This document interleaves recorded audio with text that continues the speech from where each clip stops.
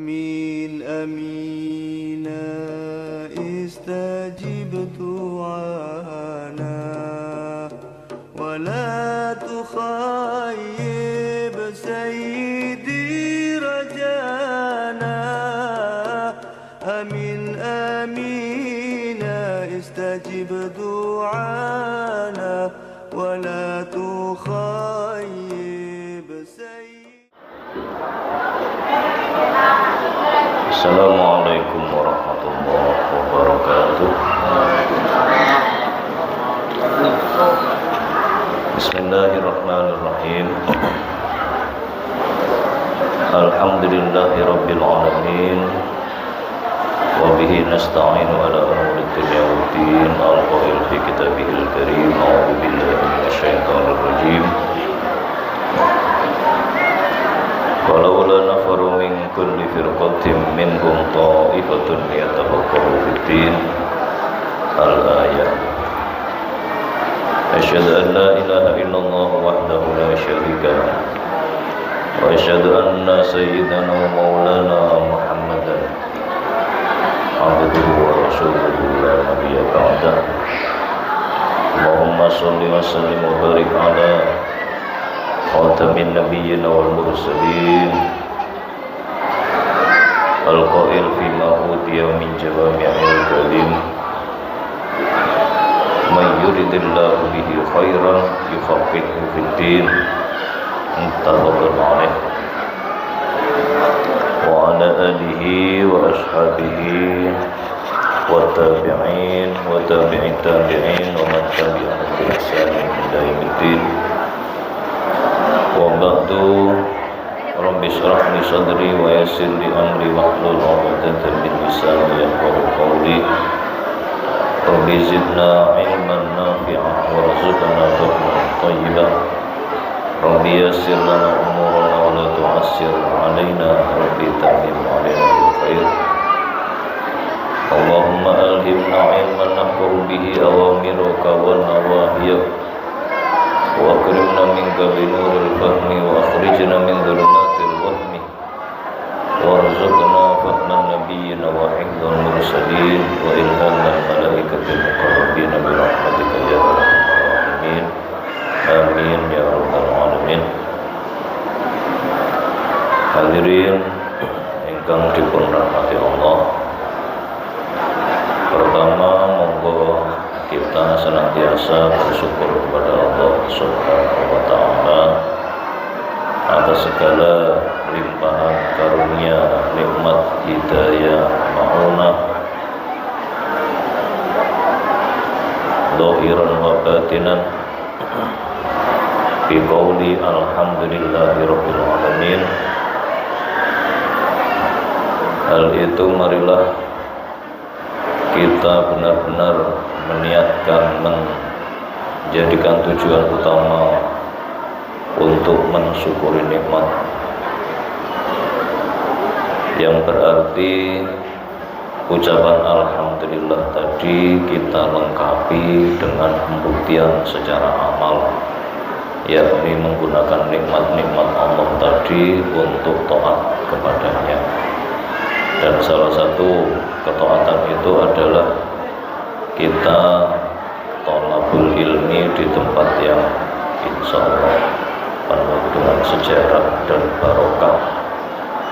Mudah-mudahan semua ini menambah keberkahan kita, kemanfaatan kita, terutama menambah kedekatan kita kepada Allah Subhanahu wa ta'ala. Amin ya rabbal alamin. Yang kedua kalinya, marilah kita senantiasa bersolawat kepada Nabi Agung Muhammad sallallahu alaihi wasallam bi qouli Allahumma shalli wa sallim ala sayyidina Muhammad wa ala alihi wa sahbihi ajma'in. Yang pertama, karena itu adalah perintah Allah Subhanahu wa ta'ala.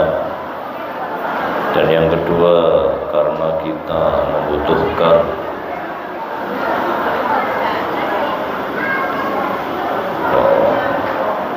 dekengan untuk menyelamatkan hidup kita, mulai dari kehidupan kita di dunia hingga kehidupan kita di akhirat kelak, yakni dengan mendapat syafaat Rasul Muhammad SAW.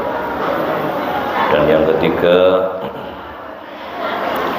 tidak lain adalah sebagai rasa terima kasih kita kepada Kanjeng Rasul yang telah menunjukkan kita sebagai bagian dari umatnya jalan yang diridhai oleh Allah, jalan yang terang benderang, jalan yang menunjukkan kita kepada kehidupan yang sebenarnya sebagai hamba Allah dan sebagai makhluk sosial, sehingga kita tidak akan memilih jalan yang salah, tidak akan memilih gaya hidup yang salah, dan tidak akan memilih cita-cita hidup yang salah, karena semua itu sudah diajarkan oleh Rasulullah Muhammad SAW yang diwariskan kepada para ulama. Dan salah satu bentuk pengajaran para ulama kepada kita adalah dengan tulisan-tulisan beliau, salah satunya yang ada di hadapan kita ini, yakni kitab At-Targhib. Itu semua adalah upaya kita untuk memahami apa yang sudah diajarkan oleh Rasulullah, sehingga kita benar-benar mengikuti apa yang sudah diajarkan oleh Rasulullah Muhammad SAW. Mudah-mudahan ini menjadi barokah kita, kemanfaatan kita, tanda-tanda yang baik bagi kita dan seluruh keturunan kita menjadi orang yang selamat hidupnya di dunia hingga di akhirat kelak. Amin ya rabbal alamin. Dan selanjutnya marilah kita berterima kasih kepada para pendahulu kita yang telah berjasa besar membuka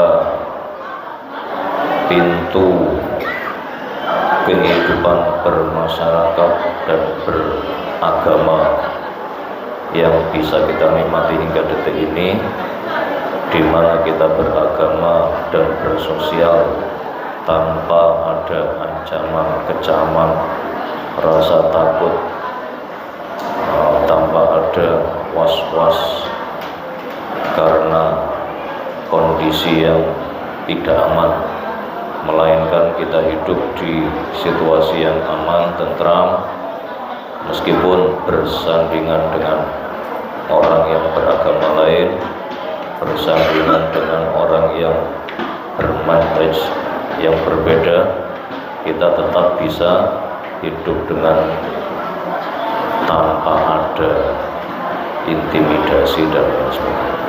Itu adalah nikmat yang luar biasa yang harus senantiasa kita syukuri, supaya kita berharap nikmat ini tidak akan pernah dicabut oleh Allah Subhanahu wa Ta'ala dari dunia atau dari tempat kita hidup, yang mana nanti anak cucu kita akan juga hidup di tempat yang sama ila yaumil qiyamah.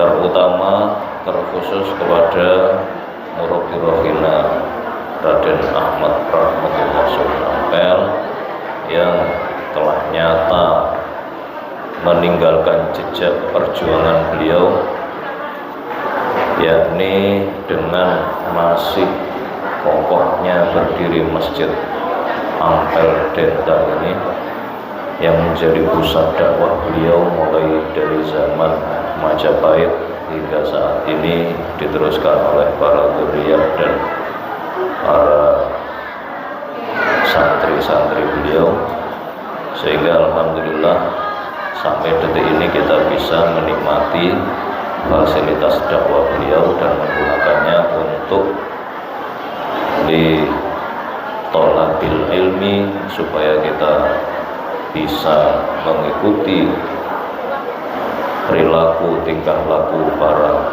panjenengan-panjenengan yang sudah mendahului kita, terkhusus Raden Rahmat Ahmad rahmatullah, sekeluarga dan para murid, kerabat dan lain sebagainya. Marilah kita berkirim Fatihah kepada para beliau. Mudah-mudahan kita diberi limpahan barokah, limpahan semangat spiritual, limpahan nasib yang mujur dalam berhidup dan kehidupan sebagai umat beragama, sebagai umat yang bertuhan, sebagai umat yang mempunyai kepentingan untuk menghamba kepada Tuhan secara benar. Ala hadhihi niyah wa ala kulli niyatin shalihah. Bismillahirrahmanirrahim. Rasulullah Muhammad sallallahu alaihi wasallam. Al-Fatihah.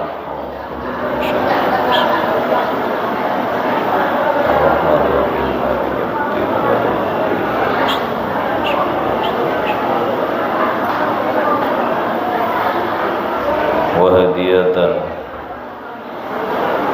لحضرة نبينا وشفيعنا وقرة أعيننا محمد صلى الله عليه وسلم وعلى آله وأزواجه وذريته وأهل بيته الكرام وأحبائه وإخوانه وآبائه من الأنبياء والمرسلين الطاهرين وجميع أصحابه ومن تبعهم إلى يوم الدين. لهم الفاتحة.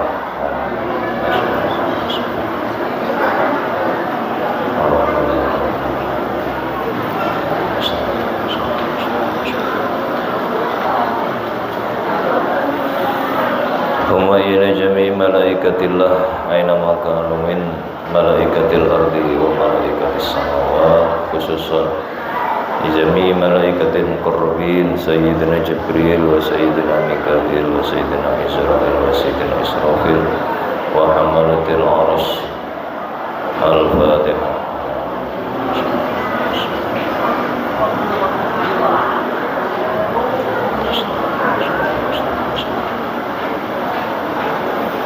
وإلى جميع أرواح أولياء الله أينما كانوا وكانت تلك الأرواح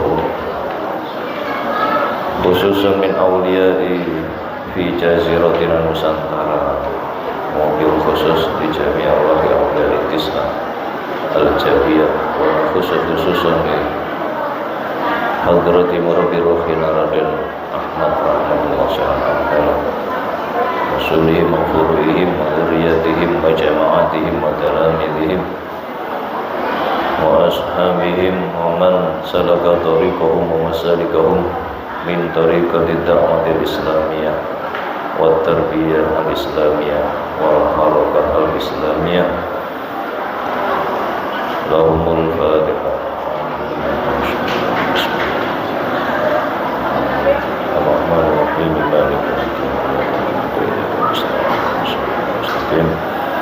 صراط الذين أنعمت عليهم غير المغضوب عليهم ولا الضالين. ثم إلى جميع أرواح أئمة المجتهدين ومقلدين في الدين من العلماء العاملين الصالحين والمصنفين والمؤلفين، خصوصا مؤلف هذا الكتاب Syekh Abi Suja وشارحه Dr. Mustafa Tibul Kuwa وجميع أرواح مشايخنا وأساتذتنا ومعلمينا ومن انتسب إليهم وجميع أرواح من سلك مسالكهم وطريقتهم من طريقة التعليم والتعلم بالتربية الإسلامية. ثم إلى جميع أرواح إخواننا الذين سبقونا بالإيمان من التلاميذين والتلاميذات والمريدين والمريدات. لهم الفاتحة.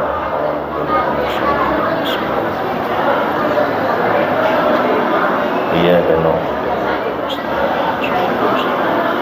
صراط الذين أنعمت عليهم. ثم هدية لجميع أرواح ومشايخنا ومشايخهم وأساتذتنا وأساتذتهم ومعلمينا ومعلمهم وجميع أرواح آبائنا وأمهاتنا وأجدادنا وجدودنا ومن له حقوق علينا من ذريتنا أعلاهم وأسفلهم وجميع أرواح المؤمنين والمؤمنات والمسلمين والمسلمات أينما كانوا من مشارق الأرض ومغاربها برها وبحرها من لدن آدم إلى يوم القيامة وبالخصوص بجميع أرواح أهل مقبرة Ampel wa maqbaru fi dairatina Surabaya wa ghairihim minal mu'minina wal mu'minat wal muslimina wal muslimat Allahumma ighfir lahum warhamhum wa'afihim wa'fu anhum wa akrim nuzulahum wa wassi' madkhalahum warfa' darajatihim. Al-Fatihah.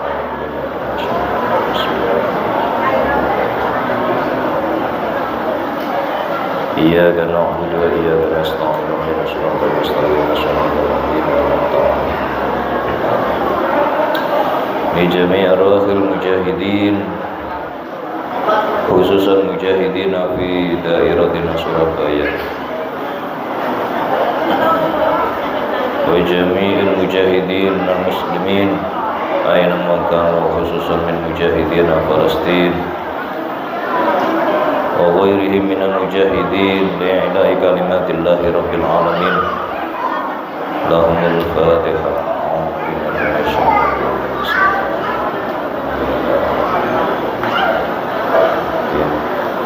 Iyyaka na'budu wa iyyaka nasta'in ihdinas siratal mustaqim siratal ladzina an'amta 'alaihim ghairil maghdubi 'alaihim. Amin.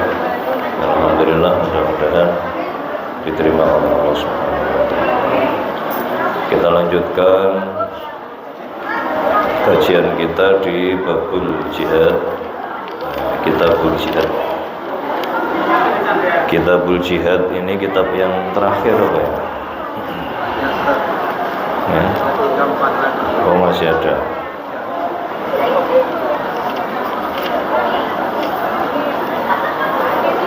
Jihad, Kitabul Said, Kitabul Sabab, Kitabul itu, Kitabul Imam, banyak ya. Ya, alhamdulillah kita banyak punya harapan belajar tentang syariat yang ditulis oleh Syekh Abi Suja yang merupakan ashab Imam Syafi'i. Manhajnya jelas, Ahlus Sunnah wal Jamaah. Baik, kita lanjutkan di Kitabul Jihad ini. Selanjutnya Bismillahirrahmanirrahim. Qala al-mu'allif rahimahullahu ta'ala wa nafa'ana bihi wa bi'ulumihi wa asrarihi wa barakatihi fid dharain amin. Qala mu'allif wa man aslama qoblal asri ahraza malahu wa damahu wa sighara auladi. Di mana jihad ini kan perintah Allah, perintah Rasulullah kepada orang-orang yang belum memeluk agama Islam ya. Jadi ini adalah perintah, sehingga tujuan utama dari jihad itu adalah Islamnya orang yang diperangi. Islamnya orang yang diperangi. Pertanda dari Islam orang yang diperangi tadi itu apa?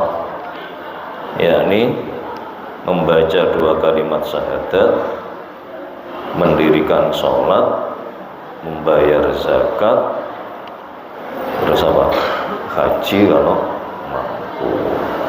Tapi yang utama karena ini yang sifatnya mutlak, tidak ada persyaratan. Jika mampu itu adalah sholat dan zakat. Kalau puasa masih ada mampunya, masih ada. Kalau zakat fitrah pokoknya hidup di akhir bulan Ramadan dan awal Syawal, dia harus mengeluarkan zakat fitrah. Kalau ternyata belum diserang, sudah dikirimi utusan,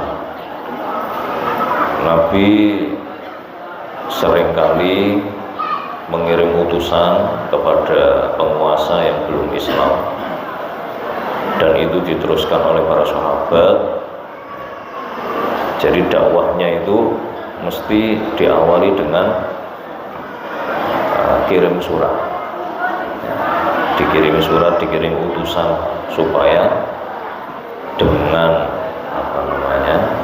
sukarela meluk agama Islam. Ketika hal itu berhasil,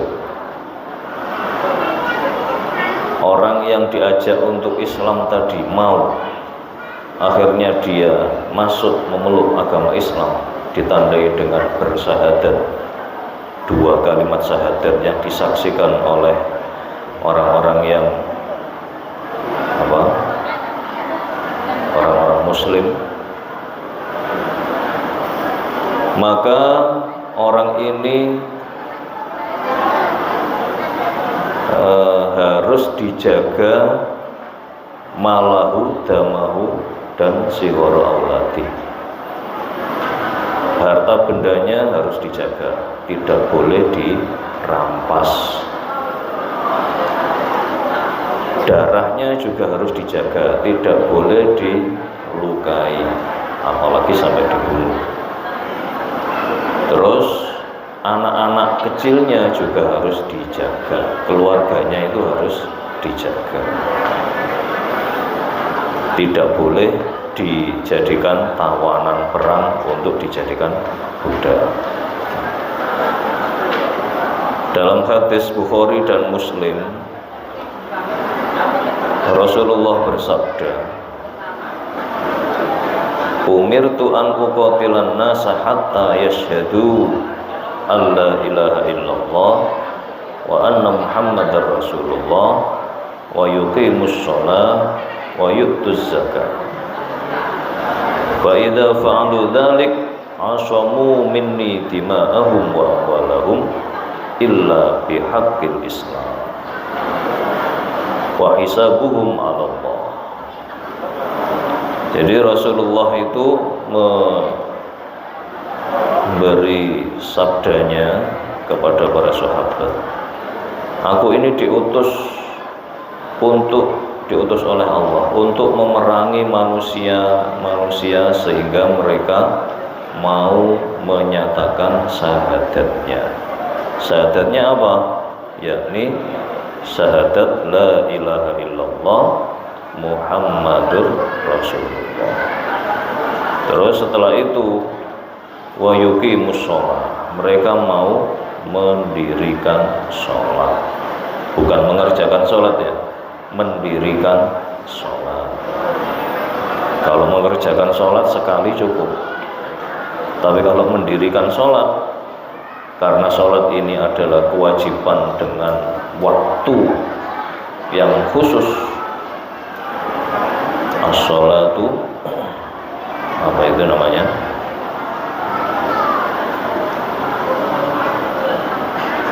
Apa itu ya?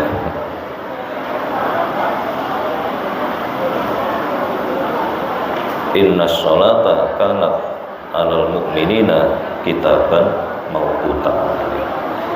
Karena sholat itu merupakan kewajiban yang dibebankan kepada orang yang beriman dengan waktu, kitaban, kewajiban mawquta yang ada waktunya.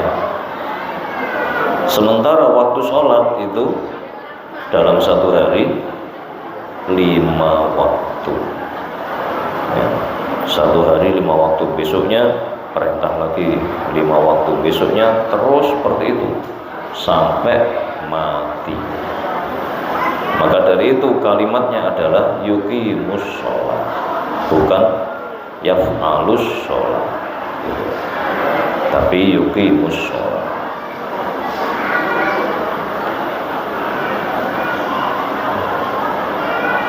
dan juga mengeluarkan zakat. Dalam Islam, konsep zakat ini adalah konsep ibadah hablum minallah dan hablum minannas. Zakah ini artinya pembersihan. Kalau zakat fitrah berarti pembersihan jiwa. Kalau zakat mal berarti pembersihan harta benda. Zakat tijarah berarti pembersihan harta perdagangan dan seterusnya. Ya. Di mana pembersihan itu dilakukan dengan cara yang sudah ditentukan, bukan dibakar uangnya, bukan dibuang ke laut, bukan ditanam dalam tanah, bukan. Tapi apa? Cara membersihkannya diberikan kepada golongan-golongan yang sudah ditentukan dalam Al-Quran oleh Allah Subhanahu wa Ta'ala, yang ada 8 itu. Fuqara, masakin, gitu loh ya, amil, mu'allaf, dan lain sebagainya, sampai ibnu sabil ya. Jadi umpama diberikan kepada orang di luar kelompok 8 itu, maka itu tidak dianggap zakat, sehingga harus diulangi lagi. Umpama saja kita berzakat mal, setelah itu karena kita ini pikirannya itu ekonomis, ya sudah, zakatnya ini saya berikan ke anak saya saja. Padahal anak itu tidak ada dalam kelompok itu. Anak yang masih kecil, yang masih di bawah nafkah dia sendiri, kan nggak boleh ya. Zakat diberikan kepada orang yang di bawah tanggungan nafkahnya, nggak boleh. Umpama orang tuanya sendiri juga nggak boleh, kalau orang tuanya itu dinafkahi oleh yang mengeluarkan zakat ini. Tiap hari dikasih belanja, uang belanja, maka zakat tidak boleh diberikan kepada orang tuanya yang dikasih belanja tadi.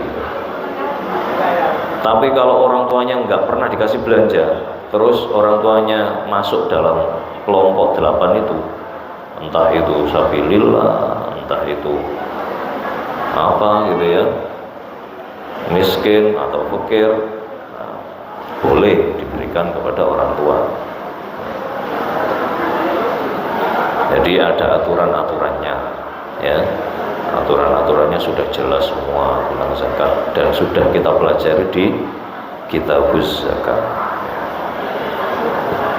Terus Nabi melanjutkan dawuhnya, fa idza fa'alu dzalik, kalau mereka sudah mau melakukan itu semua, bersyahadat, mendirikan sholat, mengeluarkan zakat, asomu minni dima'ahum, maka jagalah darah mereka.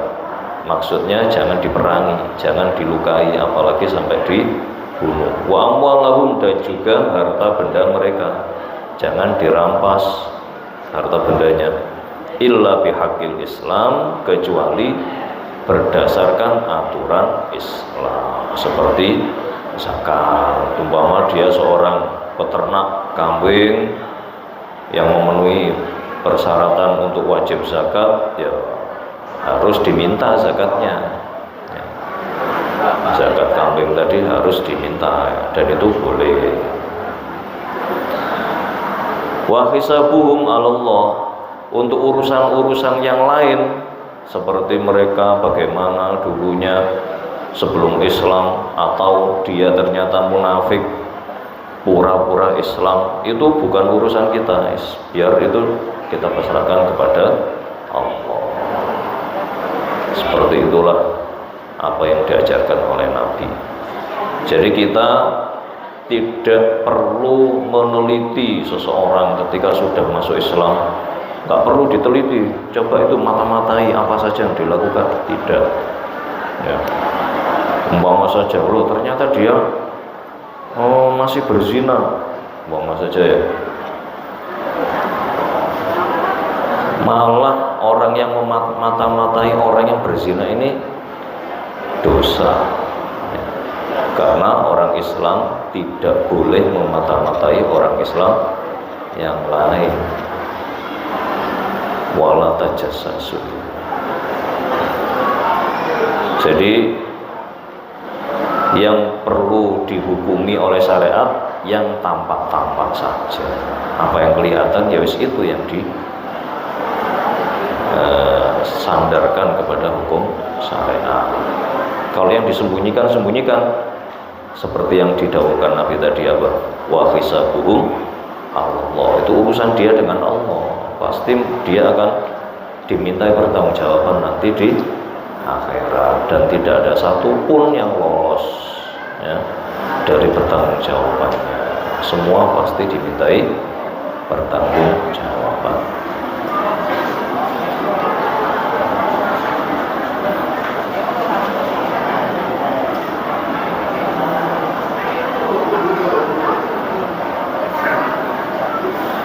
Atau bihaqil Islam ini umpama dia telah melakukan tindakan kriminal ya. Tindakan kriminal yang di sana ada fidyah atau diat ya, ada diat. Nah, maka itu boleh dituntut kepada dia karena bihaqil Islam atas nama hukum syariat. Jadi seperti itulah apabila orang yang non-Islam terus dia menyerahkan dirinya kepada Islam, masuk Islam, bersyahadat dan melakukan syariat Islam, maka hak-haknya sebagai muslim dijamin oleh syariat. Tidak ada pembedaan antara orang Islam yang mulai kecil dengan orang yang baru masuk Islam, kecuali dalam hal zakat saja ya. Apa bedanya itu? Orang yang baru masuk Islam dia menjadi orang yang berhak menerima zakat.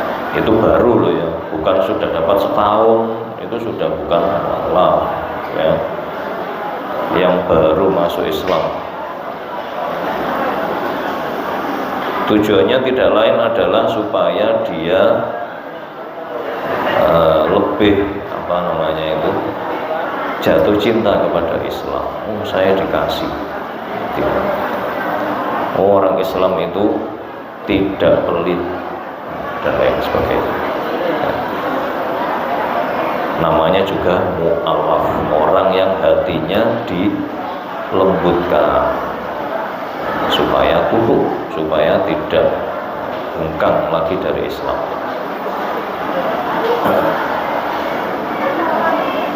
Selanjutnya, wa yuhkamu sabiyyu bil islami inda wujudi thalathati asbab. Seorang anak kecil itu berarti orang yang belum baligh, baik laki-laki maupun perempuan. Baligh sudah pernah kita bahas ya. Apa itu baligh? Orang yang sudah dewasa dengan tanda ciri-ciri sempurnanya alat reproduksi ya. Biasanya bisa dilihat dari mana itu alat reproduksinya sudah sempurna, sudah berfungsi semua. Kalau perempuan dari haid ya kan?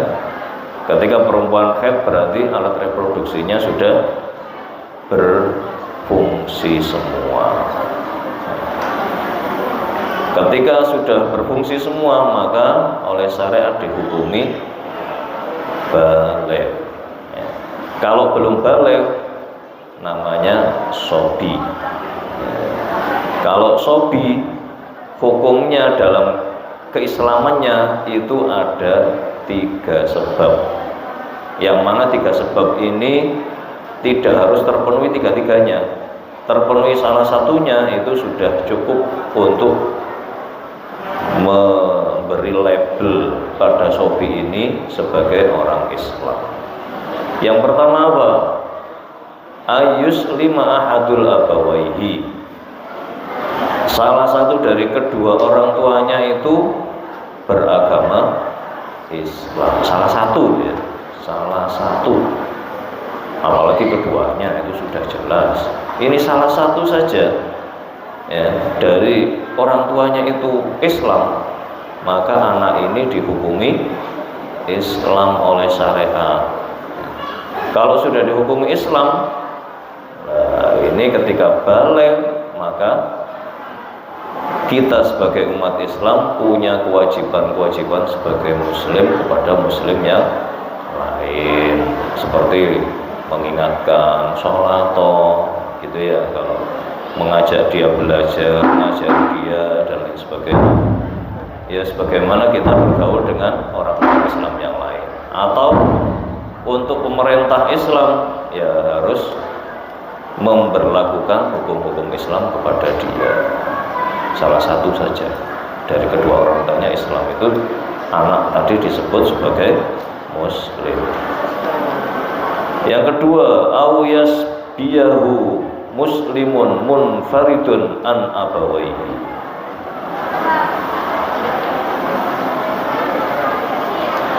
Atau anak tadi diboyong. Diboyong itu apa? Ditawan karena dia dari keluarga orang yang diperangi oleh orang Islam. Dia non-Islam. Dia itu adalah anak kecil yang diboyong oleh orang Islam ketika perang itu dari kedua orang tuanya. Dirampas kedua orang tuanya, mungkin ibunya dijadikan budak, bapaknya dibunuh.